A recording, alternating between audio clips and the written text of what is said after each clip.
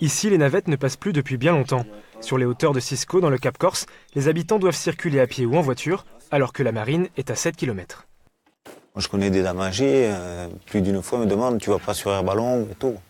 J'y vais pas, je les accompagne. Mais c'est sûr que pour elles, c'est pas facile.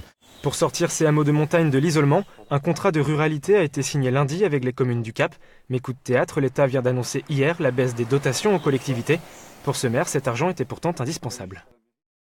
Si nous sommes financés pour avoir demain des voitures, enfin des petits cars, et ensuite d'avoir, je dirais, à ne plus payer par exemple de carburant et compagnie, on pourrait arriver à supporter un déficit de l'ordre de 12 à 15 000 euros parce que la population a besoin de ça. Le décret qualifié par le gouvernement d'opération comptable prévoit une baisse globale de 259 millions d'euros.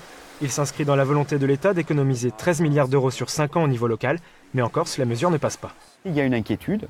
On peut objecter que c'est parce que les opérations ne vont pas assez vite, mais comment l'État de Paris peut savoir le rythme de mobilisation d'une commune qui est mobilisée dans un contrat de ruralité dans le Cap, à l'Orient et dans le Fiumourbe ou en Balagne ou ailleurs. C'est une recentralisation des choses et cela ne va pas du tout. Mais la centralisation ne fait pas que grincer des dents. Ce maire du Cap, lui, voit plutôt cette annonce comme une évolution positive. Bon, on ne va pas en faire un drame si on tue les maires. Si c'est pour faire mieux autrement, moi ça ne me gêne pas. On peut comprendre qu'il y ait toute une stratégie de redéfinition du fonctionnement de la mission administrative sur l'ensemble du territoire qui doit être assurée plus sur un territoire plus large que d'une manière par les communes toutes seules, les petites communes bien souvent, avec de moins en moins de moyens et de possibilités humaines aussi.